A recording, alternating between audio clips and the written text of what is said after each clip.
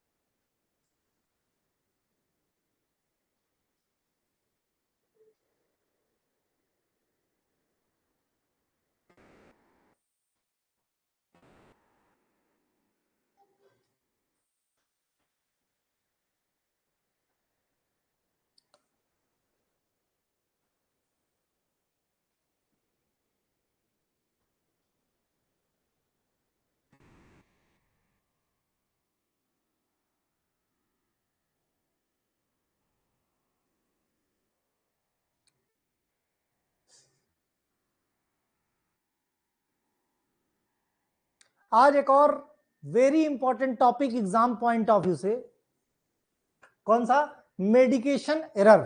ये last chapter है किसका? हॉस्पिटल एंड क्लिनिकल फार्मेसी का चैप्टर नंबर 13। मेडिकेशन एरर से एक या दो क्वेश्चन जरूर पूछे जाते हैं। मैंने जब मॉडल पेपर का इंपॉर्टेंट होमवर्क दिया था उसमें मैंने लासा ड्रग बताया था, है ना? लासा ड्रग पे शॉर्ट नोट क्वेश्चन दिया था, तो बच्चों के क्वेश्चन मार्क थे कि ये क्या होती है ना? तो भाई मैंने बताया भी था कि भाई ओल्ड वीडियोस में ऑलरेडी मैं पढ़ा चुका हूं, इसको वहां से देख लो। बच्चों ने पढ़ा लेकिन समझ में कम आया। चूंकि इंपॉर्टेंट है एग्जाम पॉइंट ऑफ व्यू से, तो हमने कहा यहाँ पे कवर कर देते हैं। ठीक है, इसी बहाने रिवीजन हो जाएगा। ओके, चलो भाई, मेडिकेशन एरर काफी इंपॉर्टेंट है, बात करते हैं इसके बारे में। ठीक, तो भाई मेडिकेशन एरर को बोलते हैं चिकित्सा त्रुटि। क्या बोलते हैं? चिकित्सा त्रुटि। इसमें दवाओं से जुड़ी हुई त्रुटियों को मेडिकेशन एरर बोलते हैं। किससे? दवाओं से। यानी जब मेडिसिन दी जाती है, मेडिसिन पेशेंट को दी जाती है, तो उसमें कुछ ना कुछ मिस्टेक हो जाती है ना? कुछ ना कुछ मिस्टेक हो जाती। देखो, होमवर्क तो मैं चेक कर ही रहा हूं, सीधी सी बात समझो। इवन आज मैंने जो फार्माकोलॉजी का सुपर मॉडल पेपर अपलोड किया है, मैंने कल तक का लिमिट दिया है। कल तक जो करके मुझे भेज देगा, मैं डाउनलोड करके साइड में कर लूंगा, उतने ही चेक होंगे। इसलिए क्योंकि जो मैंने मॉडल पेपर भेजा है वो 3 घंटे में सॉल्व होना चाहिए। 3 घंटे में। अभी तुम चाहे जैसे सॉल्व करो, उसको रटो और रटने के बाद 3 घंटे के अंदर उसको सॉल्व कर डालो। इसका मतलब तुम्हारे पास सफिशिएंट समय है। सुबह मैंने मॉर्निंग में अपलोड कर दिया था एप्लीकेशन पे, उसको देखो क्योंकि सारे क्वेश्चन बहुत इंपॉर्टेंट हैं। तो उस क्वेश्चन को करो, चाहे तुम जिस बोर्ड के हो। अकेले मॉडल पेपर पास करा देगा। मुझे भेजो उसको करके, उसको मुझे करके भेजो, मैं चेक करके बताऊंगा तुमको कि 5 नंबर में जो तुमने कंटेंट लिखा वो सही है कि नहीं, 3 नंबर में जो तुमने कंटेंट लिखा वो सही है कि नहीं। ये करो, उसके बाद में एमसीक्यू की सेपरेट जो इंपॉर्टेंट आने वाले एमसीक्यू, मैंने जो मॉडल पेपर भेजा उसमें केवल शॉर्ट एंड लॉन्ग भेजे। एमसीक्यू में जो इंपॉर्टेंट एमसीक्यू हैं उनका भी मॉडल पेपर में बना के भेजूंगा, कि वो एटलीस्ट वो एमसीक्यू की पीडीएफ भी तुम पढ़ लो, तो काफी हद तक तुम्हारा फायदा हो जाएगा। क्लियर है? बहुत अच्छे क्वेश्चन है श्रद्धा डियर। मैंने क्या कहा? जब मैंने कहा सुपर मॉडल पेपर है, पढ़ के जाओ, अकेले दम रखता है वो पास कराने की, इसीलिए मैंने टाइम दिया कि प्रेशर लेके उसको तुम कल तक कंप्लीट करो। मुझे भेजो, एटलीस्ट मैं एक बार एनालाइज कर लूं, तो मैं बता सकता हूं कि हाँ भाई किसमें कंटेंट घटाने और बढ़ाने की जरूरत है। क्योंकि बहुत सारे बच्चे बहुत सारे भेजते हैं, इसलिए चेक करने में थोड़ा समय, इसीलिए मैंने टाइम लिमिट दे दी। कल तक जो बच्चा मुझे भेज देगा उसका तो चेक हो जाएगा भाई। कल के बाद जो भेजेगा फिर मैं नहीं बोल सकता, क्योंकि भाई देखो, मेरे हिसाब से काम करोगे, समझ गए? मेरे हिसाब से काम करोगे तो रिजल्ट मिलेगा, अपने हिसाब से काम करोगे तो खुद समझ लो। कल तक जो भेज देगा उसका चेक हो जाएगा, कल के बाद जो भेज देगा तो फिर मेरे लिए मुश्किल होती है। क्यों? क्योंकि मुझे अगला मॉडल पेपर भी देना है। इसीलिए मैं डेली मॉडल पेपर नहीं देता हूं, एटलीस्ट 2 या 3 दिन का गैप जरूर कर देता हूं, ताकि तुमको सफिशिएंट समय मिले। ग्रुप में बात ज्यादा होने लगी है ना? यस, इसीलिए क्या करूं, मैं तो कई बार बच्चों को समझाया हूं कि ग्रुप पे फालतू की बातें मत करो, अदरवाइज अब कल से जो भी फालतू की बात, सिंगल फालतू की बात और बंदा ग्रुप से बाहर। क्लियर? पहले मैंने बता दिया, और बाद में भाई एक बात 100% क्लियर जान लो, जिसको भी मैंने ग्रुप से बाहर किया, एग्जिट किया, उसको मैंने दोबारा एंट्री दी नहीं। तो ऊपर से लेकर नीचे तक ग्रुप की हिस्ट्री चेक कर लेना, जिसको मैंने रिमूव किया वो ग्रुप में दोबारा नहीं ज्वाइन हुआ। इसीलिए बोलता हूं ग्रुप पे अननेसेसरी बातें मत करो, सब बच्चे डिस्टर्ब होते हैं, और बच्चों को जो डिस्टर्ब करेगा, तो भाई जाहिर सी बात, एक बच्चे के लिए हम सबको डिस्टर्ब नहीं कर सकते, तो जाहिर सी बात मेरे पास दूसरा कोई रास्ता नहीं। इसीलिए मैं लगातार इंसिस्ट कर रहा हूं कि फालतू की बातें मत करो। ठीक? क्लियर है? चलो भाई। हाँ, जब भी कोई नई दवा आप लेना शुरू करते हैं तो इनके सवाल जरूर जान लो, जिससे कि मेडिकेशन एरर ना हो। दवा ब्रांडेड है कि जेनरिक है? ब्रांड नेम क्या है, जेनरिक नेम क्या है, दवा खाने का फायदा क्या होगा? ठीक, दवा खाने का फायदा क्या होगा, फायदा दिखने में कितना समय लगेगा, दवा की कितनी खुराक लेनी है। अगर आप एक खुराक लेना भूल जाएं तो आपको क्या करना होगा, क्या अगली खुराक डबल लेनी है, या वो जो भूल गए वो छोड़ दो। अगर आप गलती से दवा को निर्धारित खुराक से ज्यादा मात्रा में यानी ओवरडोज ले लेते हो तो क्या होगा, आपको क्या करना चाहिए, कोई खाद्य पदार्थ, पेय पदार्थ या दूसरी दवा या गतिविधियां हैं जिससे आपको दवा का सेवन करने से बचना चाहिए। मींस कॉन्ट्राइंडिकेशन है अगर दवा का किसी के साथ, तो दिक्कत है। दवा के संभावित दुष्प्रभाव यानी साइड इफेक्ट क्या होते हैं, क्या यह नई दवा मेरी दूसरी दवाओं के साथ हस्तक्षेप कर सकती है, मतलब जो दूसरी दवाएं हैं क्या उनको हम ले सकते हैं इनके साथ। देखो, ग्रुप में जो लोग नहीं ऐड हैं, एप्लीकेशन पे सेकेंड ईयर का ग्रुप है। कल जिन बच्चों ने अपने नंबर भेजे थे मैंने सबको ऐड कर दिया है।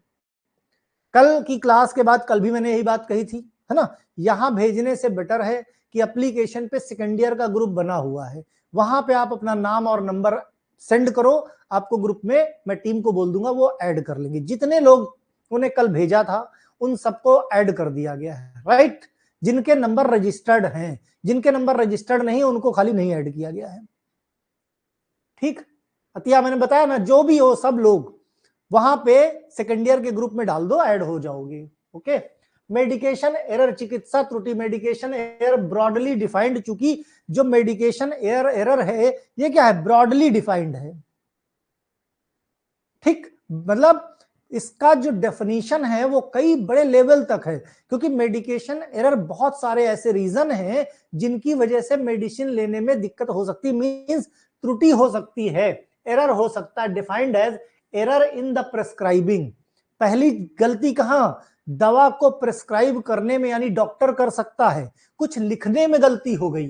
दूसरा, फार्मासिस्ट से डिस्पेंसिंग एरर हो गई, जैसे 1.0 को 10 mg समझ लिया जाए, या फिर LASA drugs looks alike sound alike drug, अभी देखेंगे हम लोग, या ड्रग को जो एडमिनिस्टर किया जा रहा है उसका रूट गलत हो जाए, भाई गलत रूट से ड्रग एडमिनिस्टर कर दी जाए, irrespective of whether such error leads to adverse consequences.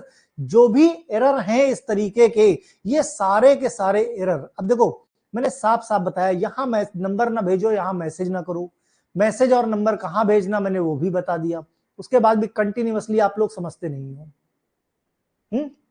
खुद सोच के देखो, एक टीचर कितना लेवल तक, यही तुम्हारे कॉलेज में होता बेटा तो कब का तुम लोगों को एग्जिट कर दिया जाता।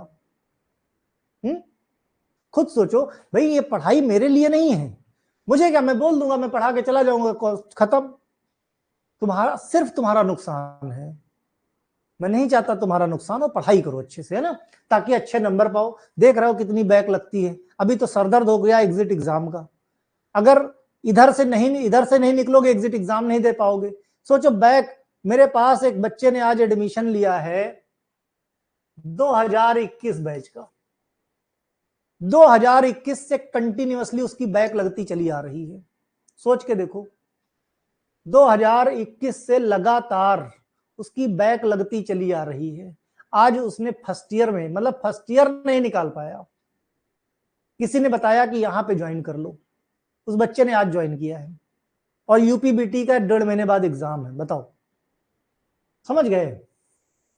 और कई जगह ऑनलाइन क्लासेस किया उसने, हर साल कहीं ना कहीं किया है। खैर ठीक, तो medication error is the event associated with use of medicine that should be preventable through the effective control system.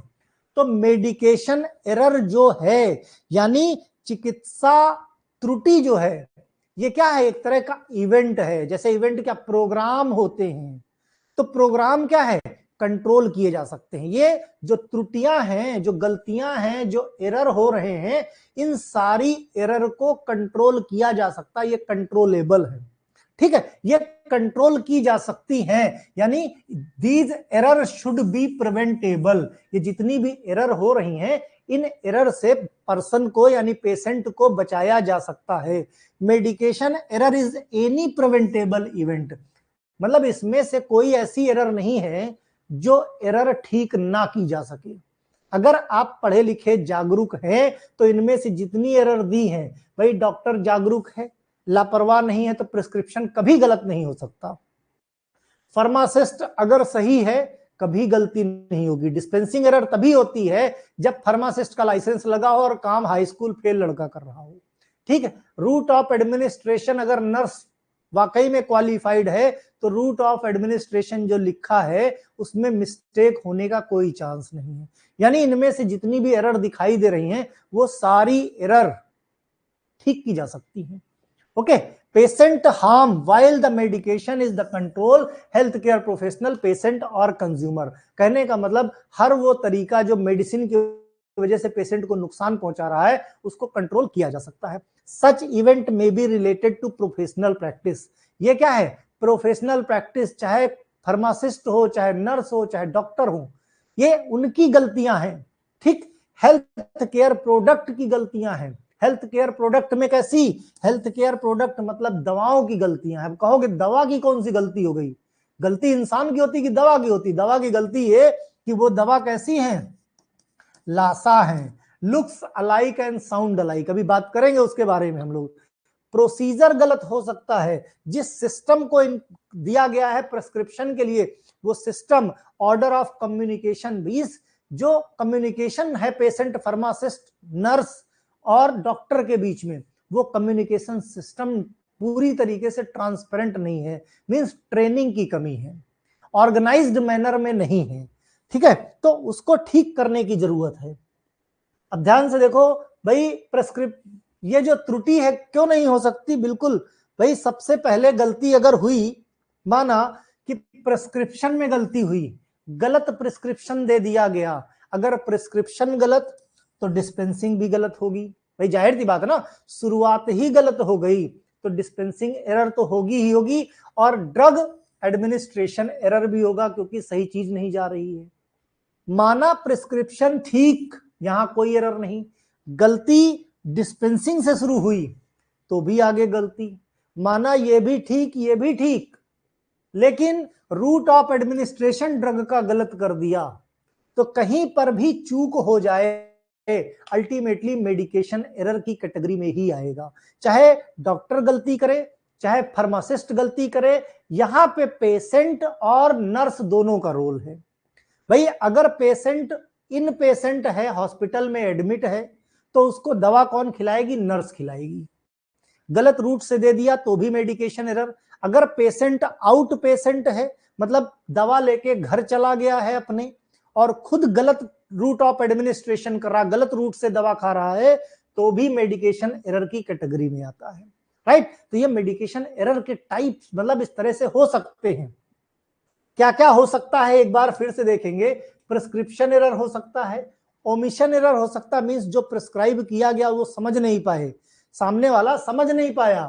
Wrong time error हो गया, अनऑथराइज गलत ड्रग दे दी गई, गलत डोज में दे दी गई, गलत रॉन्ग डोजेस फॉर्म एरर हो गया, रॉन्ग ड्रग प्रिपरेशन एरर हो गया, रॉन्ग एडमिनिस्ट्रेशन टेक्निक एरर हो गया, डिटोरिएट यानी खराब ड्रग दे दी गई, मॉनिटरिंग सही नहीं की गई, कंप्लायंस नहीं हुआ, अदर मेडिकेशन एरर। ये जितने पॉइंट हैं वन बाय वन हम लोग अभी डिटेल में एक्सप्लेन करेंगे, वन बाय वन सारे पॉइंट को देखेंगे कि आफ्टर ऑल ये पॉइंट क्या है। Error when action are intended but not performed. Error कैसे कैसे हो सकती है। Mistake error in planning action, अगर प्लानिंग सही नहीं की गई तो भी मेडिकेशन एरर हो सकती है। अब प्लानिंग कब सही नहीं होगी, या तो आपके पास जो नॉलेज है वो सही नहीं है, तब प्लान नहीं कर पाओगे, है ना, नॉलेज नहीं है तो प्लान नहीं कर पाओगे, या रूल बेस्ड एरर, जो रूल बने हैं वो आउटडेटेड हैं, नई नई दवाएं निकल रही हैं उनके हिसाब से। अगर रूल बेस्ड एरर है, राइट, तो गुड रूल मिस अप्लाइड, या फिर गुड रूल सही है उसको अप्लाई सही तरीके से नहीं किया गया है। अगर रूल खराब है, सही तरीके से अप्लाई किया गया है, तो भी एरर हो जाएगी, है ना। स्किल बेस्ड मतलब जो लोग काम कर रहे हैं उन वो स्किल्ड नहीं है, मतलब उनके पास टैलेंट नहीं है, तो फिर एक्शन बेस्ड उनका एक्शन भी ठीक नहीं होगा, टेक्निकल एरर भी हो सकती है, मेमोरी बेस्ड एरर भी हो सकती है, मींस पेशेंट को दवा देने ही भूल गए, या गलत तरीके से दे दिया या गलत दवा दे दिया, है ना। तो वन बाय वन देखेंगे हम। सबसे पहले क्या, प्रिस्क्रिप्शन एरर। प्रिस्क्रिप्शन एरर में ड्रग का सिलेक्शन, डॉक्टर ने गलत ड्रग दे दी, डॉक्टर ने गलत ड्रग दे दी, प्रिस्क्रिप्शन एरर हो गया, ठीक, या गलत रूट से एडमिनिस्ट्रेशन हो गया, ओमिशन एरर हो गया, administer the prescribe drug dose in the patient, है ना। अब देखो डॉक्टर कुछ ऐसे भी लिखते भैया, ये देखो ऐसी चिड़िया उड़ाते, बताओ भाई तुम लोग भी तो फार्मासिस्ट हो, तुम लोग भी तो फार्मासिस्ट हो, कौन सी दवाई है बताओ। ऐसे ऐसे प्रिस्क्रिप्शन हैं कि भाई ऊपर से भगवान भी उतर के आ जाए, या लेखनी की रचना जिसने करी है वो भी कंफ्यूज हो जाएगा कि हे भगवान इसमें कौन से लेटर हैं, ये उर्दू में है कि हिंदी में है कि संस्कृत में है कि अंग्रेजी में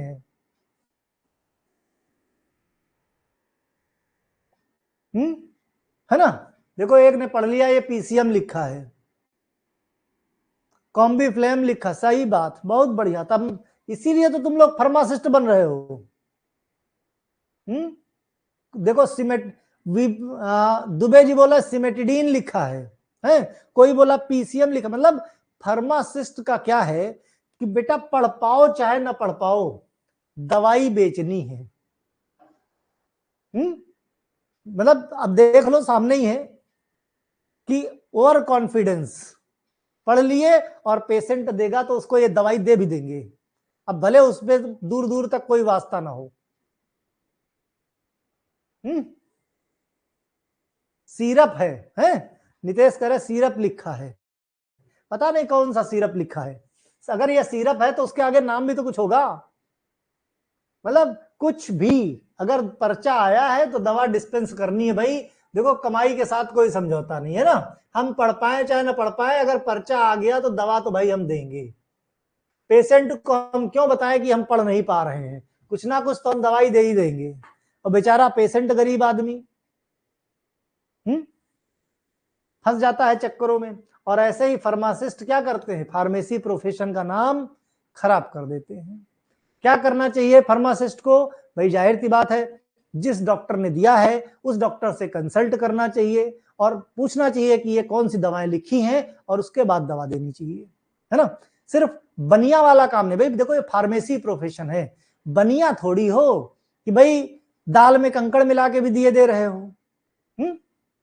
खैर, ओमिशन एरर भी हो सकता है कि failure to administer prescribe drug dose of the patient, जो डोज बताई गई है वो डोज ना दी जाए, मींस प्रिस्क्रिप्शन सही दिया है लेकिन ओमिशन उस प्रिस्क्रिप्शन को ट्रांसलेट सही नहीं किया गया है, wrong time error, deviation from the prescription timing, जो डोज दी जा रही है, जो डोज दी जा रही है वो सही समय पे नहीं दी जा रही, प्रिस्क्रिप्शन ठीक समझे ठीक लेकिन देने में गलत टाइमिंग हो गई, इम्प्रॉपर डोज, जो डोज दी जा रही है वो डोज प्रॉपर मतलब सही डोज नहीं, 1 mg या 1.0 की जगह 10 mg दे दिए रहे हो, ठीक है। रॉन्ग डोज फ्रॉम एरर, गलती से अलग डोज दे दी, कभी ओवरडोज कभी अंडर डोज दे दी, या कोई दूसरी डोज दे दी जो डॉक्टर ने प्रेस्क्राइब करी उसके अलावा दूसरी, रॉन्ग ड्रग प्रिपरेशन एरर, गलती से दूसरी ड्रग प्रिपेयर हो गई, ये सब क्या है, टाइप ऑफ मेडिकेशन एरर। भाई दवा पेशेंट को देनी है, ये रीजन हो सकते हैं, इनकी वजह वजह से पेशेंट तक सही दवा नहीं पहुंच रही है।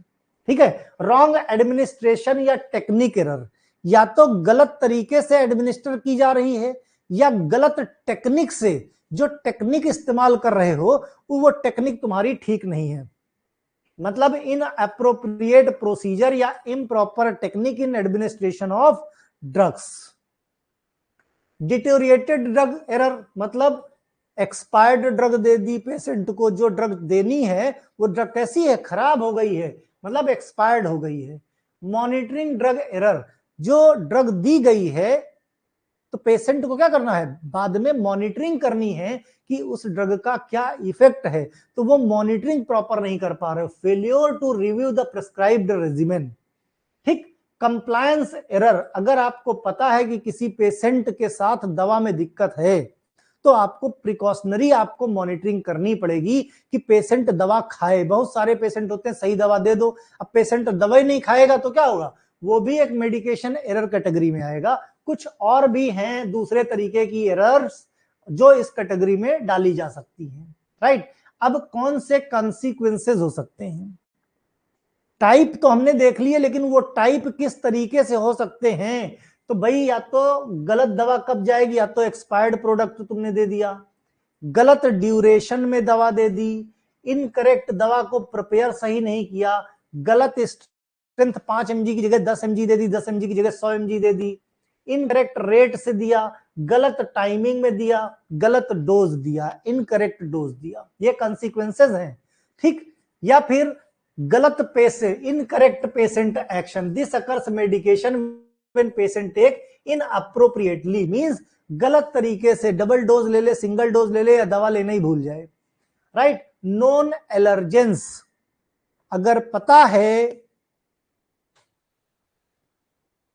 एक्सपायर्ड दवा देने से इफेक्ट कम हो जाता है, फिर कौन बताया कि इफेक्ट कम हो जाता है?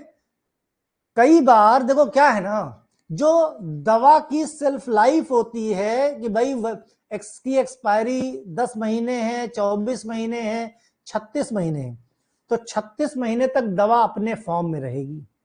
ठीक, कुछ दवाएं ऐसी हैं जो 36 महीने के बाद एक्सपायर्ड होने के बाद दवा पॉइजन बन जाती है, वो ब्रेक डाउन हो जाती है और उसके मेटाबोलाइट्स में टूट जाती है। तो ये कंफ्यूजन कम से कम फार्मासिस्ट लोग ना पालें। गांव के लोग कहते हैं कि भाई आज 30, मान लिया 30 दिसंबर को एक्सपायर हो रही है और आज वो दिन आ गया, तो उसको 4 दिन बाद भी खा लेंगे, अरे अभी 4 दिन तो हुआ है, थोड़ा कम असर करेगी, है एक दवा की जगह 1.5 दवा खा लो। ये उनके लिए है जो पढ़े लिखे नहीं है।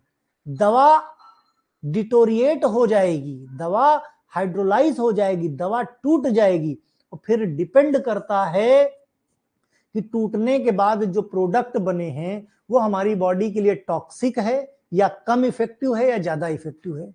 इसलिए ये गलतफहमी बिल्कुल ना पालो कि एक्सपायर होने के बाद असर कम हो जाता है, जहरीला असर डबल भी हो सकता है, कुछ भी बन सकता है ना। ठीक है, नॉन कॉन्ट्राइंडिकेटेड, बहुत सारे ऐसी दवाएं हैं पता है कि उसको दूसरी दवा के साथ नहीं देना, नहीं तो क्या होगा, कॉन्ट्राइंडिकेशन हो जाएगा। फार्मासिस्ट एरर, गलती से error by pharmacist, usually judgemental या mechanical error, detect the interaction, means कई बार फार्मासिस्ट खुद गलती से नहीं डिटेक्ट कर पाता कि ये ड्रग किस ड्रग के साथ इंटरेक्ट करती है, ड्रग टू ड्रग इंटरेक्शन या drug to food interaction. Right, ठीक, दूसरा और क्या रीजन हो सकता है, LASA, looks alike sound alike. बहुत सारी ऐसी दवाएं हैं जो एक जैसी दिखती हैं, बहुत सारी ऐसी दवाएं हैं जिनका साउंड एक जैसा है, जिसको हम लासा ड्रग बोलते हैं। तो ये भी एक कॉन्सिक्वेंसेस हो सकता है कहे का, दवा की मेडिकेशन एरर का। अभी लासा के बारे में हम डिटेल में स्टडी करेंगे। क्या क्या स्ट्रेटजीज हो सकती हैं कि मेडिकेशन एरर ना होने पाए, कौन सी स्ट्रेटजी? स्ट्रेटजी ये है कि जब दवा आप देते हो तो दवा को 2 बार क्रॉस चेक कर लो, डबल चेक करो। If not sure about the dose drug consult the pharmacist. अगर पेशेंट दवा खा रहा है, श्योर नहीं है, तो फार्मासिस्ट या डॉक्टर से कंसल्ट कर सकता है। If the illegible writing do not give the medication, believe that you think know what it is. ये केस कौन सा है? सीधा सा मेडिकेशन एरर के लिए बोला जा रहा है यहां पे कि अगर कंफ्यूजन है कि भाई भले आपको पता है, आप कंफर्म हो कि ये दवा सिरप है, ये दवा पीसीएम है, लेकिन फार्मेसी रूल के अकॉर्डिंग, मोरल के अकॉर्डिंग ये कहा जाता है जरा भी कंफ्यूजन है, भले तुम श्योर हो लेकिन कहीं ना कहीं एक कंफ्यूजन है कि गलत हो सकती दवा, तो ऐसे केस में आपको दवा डिस्पेंस नहीं करनी है, आपको डॉक्टर से कंसल्ट करना। लेकिन हमारे भाई लोग क्या बोल रहे हैं, हम तो दे देंगे सर, है क्या बोला जा रहा है? इफ द इलेजिबल राइटिंग, मतलब राइटिंग पढ़ने लायक नहीं है, ठीक है, do not give the medication believing that you think you know what it is, तुमको भरोसा है कि ये क्या है, फिर भी दवा आपको नहीं देनी है, ठीक है। टू कंफर्म द ड्रग और dose call the health care provider, और कंफर्म कह लो पहले हेल्थ केयर प्रोवाइडर को, उसके बाद डिस्पेंस करो। रीचेक द कैलकुलेशन, अगर पेशेंट दवा का आप प्रिपरेशन कर रहे हो तो कैलकुलेशन को 2 बार रीचेक कर लो। Ask to another clinician to recheck the calculation, और क्रॉस चेक करना चाहिए। जैसे इंडस्ट्री में एक प्रोडक्शन वाला होता है, प्रोडक्शन वाला एक अपना काम करता है, ठीक है, और चेक करता है, इस प्रोडक्शन को क्रॉस चेक करने के लिए, गलती ना हो, इसके काम को क्रॉस चेक करने के लिए क्यूए को रखा जाता है। किसको रखा जाता है? क्यूए को, क्वालिटी एश्योरेंस को, है ना। प्रोडक्शन वाला जो काम कर रहा है वो काम सही है कि नहीं, भाई ये तो कर ही रहा है, लेकिन क्रॉस चेक के लिए उसी तरीके से कैलकुलेशन करो, तो दूसरे हेल्थ केयर प्रोवाइडर से, दूसरे फार्मासिस्ट से कैलकुलेशन चेक करवा लो। Each medication always write in one prescription, सभी दवाएं एक प्रिस्क्रिप्शन पे सही तरीके से लिखो। Do not sign the prescription on the pre printed prescription, अगर प्रिस्क्रिप्शन प्री प्रिंटेड है, ठीक है, तो उस पर साइन नहीं करना है। ऑलवेज अपने नाम को सिर्फ सर्किल कर दो, जहां आपका नाम लिखा है वहां साइन ना करके सर्किल कर दो खाली, इससे पता चल जाएगा कि तुमने लिखा नहीं है, तुम्हारे पास प्रिंट होके आया है, तो कहीं कुछ दिक्कत होगी तो बच जाओगे। क्वालिटी कंट्रोल मैनेजर यहाँ पे दूसरा है, वहां पे प्रोडक्शन और क्यूए नहीं है, क्वालिटी कंट्रोल एक अलग डिपार्टमेंट है जो क्या करेगा, भाई इनको चेक करना है ना, काम सही हो रहा है, तो चेक करने के लिए ये अपना प्रोडक्ट लेके जाएंगे किसके पास? क्वालिटी कंट्रोल के पास। क्वालिटी कंट्रोल वाला चेक करके बताएगा कि भाई जो तुमने दवा बनाई है वो दवा परफेक्ट है, ठीक है, ये काम क्वालिटी कंट्रोल का है। Each prescription always at the patient weight और एज, जितने भी प्रिस्क्रिप्शन है पेशेंट की एज और वजन वहां पे लिखना है। Abbreviation, write full form of the route and frequency, जो डोज की फ्रीक्वेंसी है, कितने बार देनी है, उसका फुल फॉर्म लिखना है ना। जो डोज है उसका हमेशा फुल, रूट ऑफ एडमिनिस्ट्रेशन कौन सा है उसका फुल फॉर्म लिखना, शॉर्ट एब्रीविएशन नहीं लिखना है ताकि पेशेंट कंफ्यूज ना हो। When writing the prescription, state treatment condition, statement में पेशेंट की कंडीशन लिखनी है कि अगली बार अगर पेशेंट कहीं किसी और के पास जाता है तो फिर डॉक्टर समझ जाए कि भाई तुम किस चीज का इलाज करा रहे हो, ओके, ठीक। Always specify the duration of therapy, उसमें लिखना है कि भाई कितने दिन तक तुमको दवा खानी है। Do not hesitate, check the dose frequency if you are not sure, अगर कंफर्म नहीं हो कितने बार खानी है तो उसमें शर्माना नहीं है, फार्मासिस्ट से पूछ सकते हो। Always consider the fact that medication has the potential adverse effect, एक चीज ध्यान रखो, दवा एक तरीके का पॉइजन है, अगर गलत तरीके से लिया गया, गलत डोज ली गई तो जानलेवा हो सकती है, इसलिए शर्माना नहीं है आपको। हाई रिस्क मेडिकेशन से बहुत अवेयर होकर रहना चाहिए, ठीक है। अब बात करते हैं लासा की, looks alike sound alike drug. देखो मेडिकेशन एरर का एक रीजन ये भी है कि involve the medication that are visually similar, देखने में एक जैसी हैं, फिजिकल अपीयरेंस, पैकेजिंग, नाम, ये सब कुछ सिमिलर है, एक जैसा, इवन स्पेलिंग तक ऑलमोस्ट सिमिलर होती हैं। सिमिलर फोनिक्स मतलब साउंड एक जैसा होता है, साउंड एक जैसा होता है, ठीक है। These confusing drug name are one of the main cause of the medication error, इनके नेम में इतना कंफ्यूजन है, इनके नेम में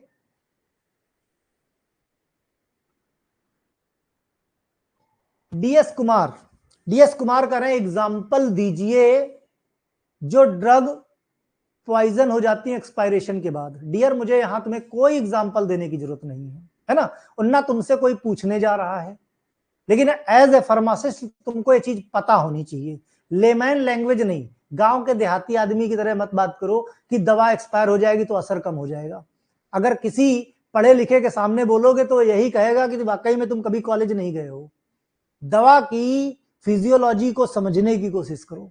जब दवा की स्टेबिलिटी स्टडी की जाती है तो दवा अपने फॉर्म में स्टेबल है सिर्फ 3 महीने, 3 महीने बाद नहीं स्टेबल है तो कुछ भी बन सकता है। समझ गए?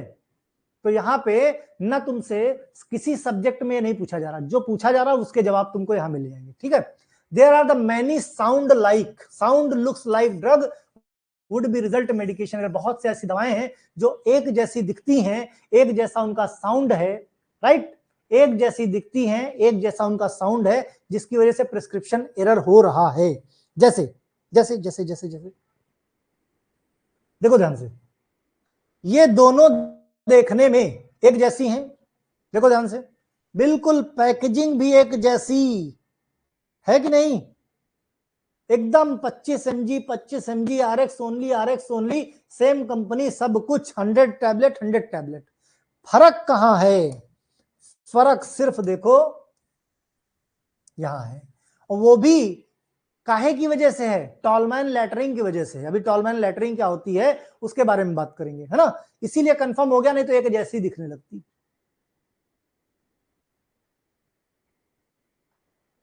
ठीक, क्लियर? और भाई और देखो, ये लासा ड्रग्स है, इन्हीं को बोलते हैं देखो, सिस्प्लेटिन, कार्बोप्लेटिन, साइटोक्सेन, साइटोसॉर, है ना, डेक्टिनोमाइसिन, डेक्टोमाइसिन। अब तुम बैठे हो, तुम्हारे हाथ में पर्चा है, तुमने लड़के को आवाज लगाई, डेक्टिनोमाइसिन निकाल दो, बंदा क्या है, डेक्टोमाइसिन निकाल के ले आया। क्यों? क्योंकि एक जैसी दिख रही है। ठीक है? जेलोडा, जेनिकल, न्यूपोजेन, न्यूमेगा, है ना, आइसोट्रिनियन, ट्रिनियन, ठीक है, टैक्सोटेयर, टैक्सोल। तो ये कुछ ड्रग्स हैं, अभी आगे हम और सारी देखेंगे। अच्छा, प्रिवेंशन क्या है भाई? लुक्स अलाइक ड्रग, ये जो एरर हो रही है, इनसे प्रिवेंशन क्या है? प्रिवेंशन क्या है? प्रिवेंशन फार्मासिस्ट को करना और कंज्यूमर को क्या करना है? Pharmacist should ensure the patient receive the correct drug. Pharmacist को इस लासा से बचने के लिए, अभी दिखाएंगे और ड्रग दिखाएंगे, डोंट वरी, है ना, इस लासा से बचने के लिए क्या करना है? फार्मासिस्ट को कंफर्म करना है कि दवा पेशेंट को आप सही दे रहे हो, डायरेक्टेड बाय फिजिशियन ने जो डायरेक्ट की है। उसके लिए क्या करोगे? जितनी भी लासा ड्रग हैं, अब देखो लासा ड्रग बननी बंद हो गई। लासा ड्रग बननी बंद क्यों हो गई उसके बारे में अभी हम आगे डिस्कस कर रहे हैं, है ना। तो लासा ड्रग जितनी है उनको अलग कैटेगरी में अलग रख दो, जिससे कंफ्यूजन ना हो।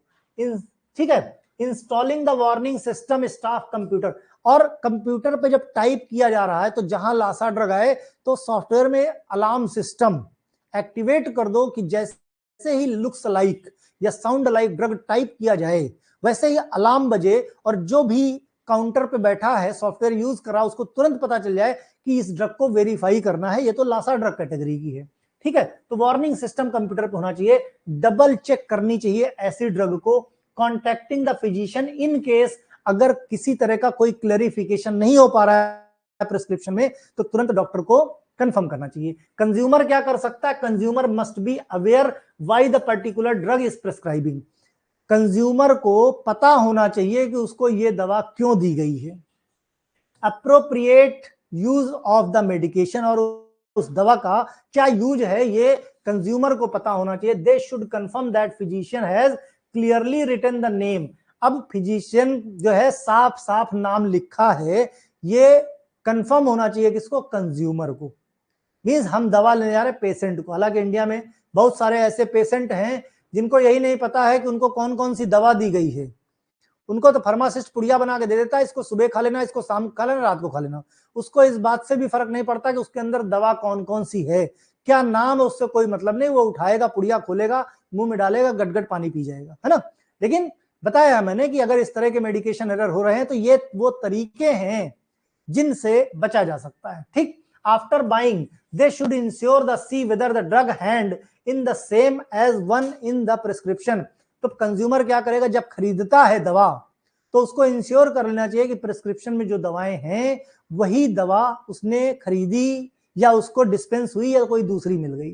तो ये प्रिवेंशन है ना। तो इसके लिए प्रिवेंशन के लिए बनाया गया है क्या, टॉलमान लेटरिंग। क्या बनाया गया भाई, टॉलमान लेटरिंग। टॉलमान लेटरिंग क्या है, टॉलमान लेटरिंग बोलते हैं, टॉलमान लेटरिंग पे शॉर्ट नोट आता है, ध्यान रहे 3 नंबर में, ठीक है, 3 नंबर में आता है।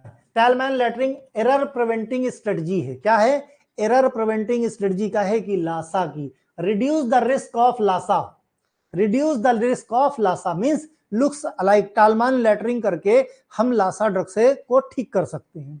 ठीक, तो tall man lettering use the combination of lower and upper case. ये क्या बोलता है कि जो drug looks alike and sound alike हैं, उनमें जो चीजों में डिफरेंस है उस डिफरेंस को कैपिटल लेटर में लिख दो और जो सिमिलरिटीज हैं उसको स्मॉल लेटर में रहने दो, जिसकी वजह से डिफरेंस जहां पे है वो क्लियरली विजिबल होके आएगा। कैसे कैसे विजिबल होके आएगा, ठीक है। इसके लिए टॉलमैन लेटरिंग जो टर्म है वो institute for safe medicine practice, जिसको बोलते हैं ISMP, मिक्स्ड केस। टॉलमैन, ये ISMP क्या है भाई, ISMP है institute for safe medication practice. इसको नोट डाउन कर लेना फ्रंट पेज पे, ठीक है। इन्होंने क्वाइंड किया था, टर्म यूज किया था टॉलमैन लेटरिंग, बचने के लिए लासा से। ठीक, 1000 में लगभग एक दवा लासा है, means looks alike sound alike है, ठीक है। तो इसमें ये जो कमेटी है इसने डिसाइड किया कि जब दवाओं के नाम लिखे जाते हैं तो इस बात का ध्यान रखा जाए कि वो लासा कैटेगरी में ना आए, अब, है ना। इसलिए अब लासा कैटेगरी में दवाएं, लेकिन जो दवाएं ऑलरेडी मैन्युफैक्चर हो गई हैं, जो दवाएं ऑलरेडी मार्केट में हैं, उनका क्या। तो इन्होंने कहा कि ऑलरेडी मार्केट में जितनी दवाएं हैं हम उसकी एक लिस्ट बनाएंगे, और उन ड्रग पे हम अप्लाई करेंगे टॉलमैन लेटरिंग, मतलब मिक्स्ड केस अप्लाई करके फिर से मार्केट में भेज सकते हैं। लेकिन आने वाली जो दवाएं हैं, तो आने वाली दवाओं में हम क्या करेंगे कि जो नाम देंगे भाई, नाम रजिस्टर करने के लिए आता है ना भाई, ट्रेड नेम रजिस्टर करने के लिए इस नाम से दवा बेचेंगे, तो अगर वो लासा कैटेगरी की दवा है तो उसको वो अप्रूवल नहीं मिलेगा, ठीक, मतलब उसको नाम चेंज करना पड़ेगा। लेकिन जो मार्केट में ऑलरेडी हैं उनको क्या करोगे, तो जाहिर सी बात है क्या करोगे, starting with the drug name printed lower case, शुरुआत करो छोटे लेटर से, स्मॉल लेटर से प्रिंट करने की। जहां पे सिमिलरिटी है, लासा है, लुक्स अलाइक है या साउंड अलाइक है, उन चीजों में डिफरेंस कर दो, उनको कैपिटल कर दो। Highlight the difference, letter highlight the difference between similar drug name. कैसे, कैपिटलाइज कर दो। जैसे देखो भाई, कैसे करोगे, जैसे ध्यान से देखो, सिस्प्लैटिन क्या है, सिस्प्लैटिन और कार्बोप्लैटिन एक तरीके का है, ठीक है। तो प्लैटिन सेम है दोनों में, तो प्लैटिन को करो स्मॉल में, और जो फर्क है, जो डिफरेंस है काहे में, सिस और कार्बो, इसको कर दो कैपिटल में। जैसे मिग्लास्टेट और मिग्लूस्टेट, इसमें देखो मिग और स्टेट दोनों में कॉमन है, इसको स्मॉल कर दो। और जो डिफरेंस है एला और यहां पे क्या है लू, इसको कर दो टालमैन। टालमैन का मतलब लंबा, भाई टालमैन लेटरिंग है ना, तो टालमैन लेटरिंग का मतलब लंबा कर दो इनको, यानी कैपिटल में कर दो, इनको कैपिटल में कर दो।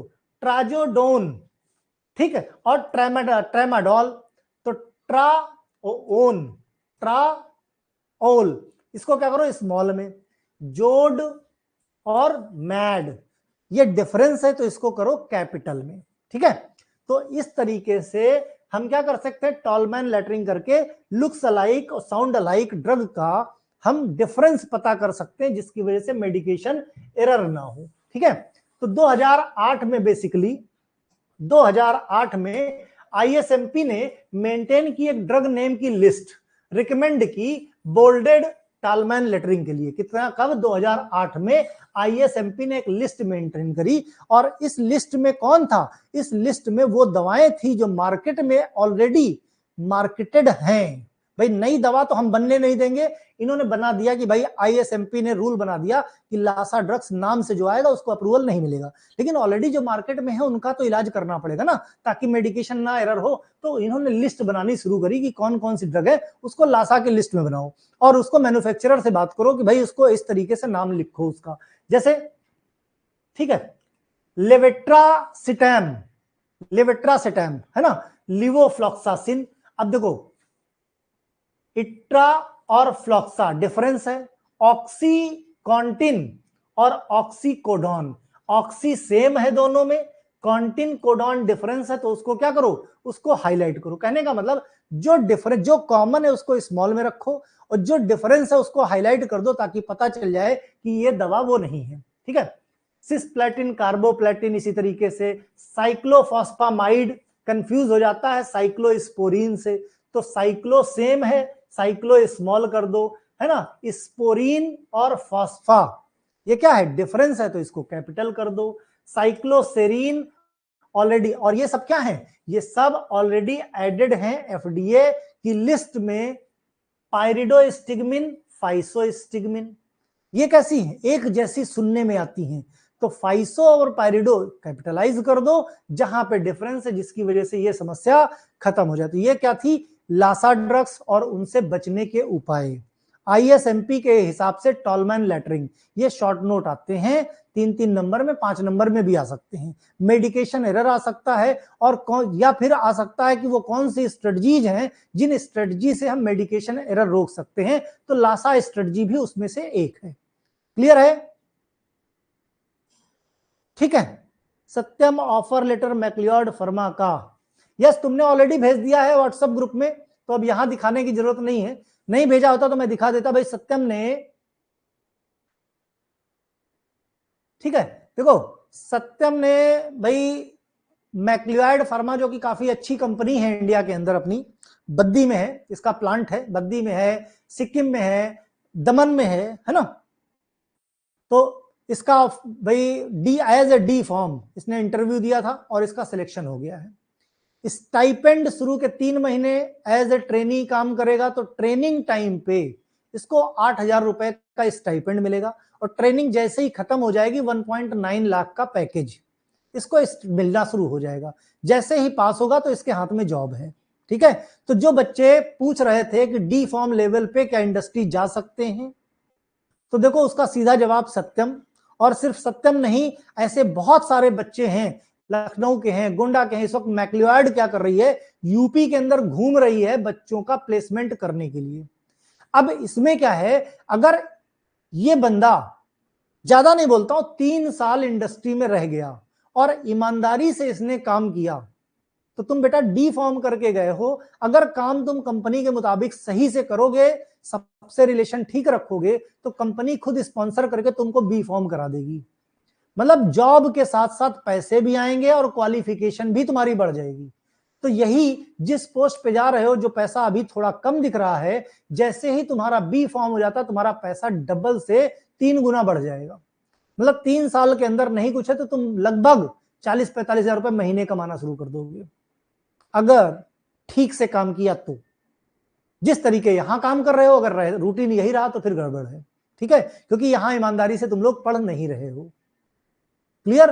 किसी भी जॉब को छोटा या बड़ा नहीं समझते, और वहां जाना, देखना मैन्युफैक्चरिंग कैसे होती है, क्या पता किस्मत साथ दे जाए और खुद अपने गांव घर में छोटी मोटी टैबलेट की, सिरप की खुद की छोटी सी कंपनी डाल लो। भाई एल्केम लेबोरेटरीज लिमिटेड इंडिया की 6ठे नंबर की सबसे बड़ी कंपनी है। ठीक, सबसे बड़ी मतलब 6ठे नंबर की। सन फार्मा पहले नंबर की। सन फार्मा का मालिक गुजरात का दिलीप सांघवी, एल्केम लेबोरेटरी फार्मा के मालिक संप्रदा बाबू बिहार के आरा डिस्ट्रिक्ट के। ठीक है, अब जो संप्रदा बाबू थे, इन्होंने मेडिकल स्टोर खोला अपना, फिर किंग महेंद्र जो के साथ मिलके उन्होंने क्या किया, एक छोटी सी कंपनी डाली मैन्युफैक्चरिंग की, छोटी सी, सिर्फ 2 लाइन की। रिस्पांस इतना बढ़िया मिला, आज देखो भाई अरिस्टो किंग महेंद्र की हो गई और एल्केम हो गई संप्रदा बाबू की, दोनों कंपनियां काफी बड़ी हैं और देश के कोने कोने में हैं। समझ गए? तो कुछ नहीं कह सकते कि कल को कौन क्या करे, बस जो काम करो ईमानदारी से करो कि कभी जरूरत पड़ जाए तो उसको अपना खुद का व्यापार बना सको। चीजें सीखने के लिए जाओ, सिर्फ इसलिए मत जाओ कि वहां से तुमको सिर्फ पैसे कमाने हैं। सीख लोगे तो वो सीखा हुआ कभी खराब नहीं होगा, कभी भी कुछ भी कर सकते हो। क्लियर? यहां पे देखो, यहां पे नंबर ऐड नहीं होते। मैंने कहा ना, जो सेकेंड ईयर का ग्रुप है उस पे डाल दो, मैं टीम को बोल दूंगा वो नंबर वेरीफाई करके। कोशिश करना जो रजिस्टर्ड नंबर तुम्हारा है वही सेंड करना, अदरवाइज टीम वाले वेरीफाई करते हैं, रजिस्टर्ड नंबर मिलता नहीं वो हटा देते हैं। ठीक है? तो जो रजिस्टर्ड नंबर है वो नंबर डाल के सेकेंड ईयर का जो ग्रुप है उसमें, ठीक, एप्लीकेशन पे सेकेंड ईयर का ग्रुप है वहां पे डाल दो, नंबर ऐड हो जाएगा। एग्जिट एग्जाम वाले एग्जिट एग्जाम में ऐड होंगे, ठीक, एग्जिट एग्जाम वाले सेकेंड ईयर में थोड़ी ऐड होंगे। चलो भाई पढ़ते रहो, बाय बाय।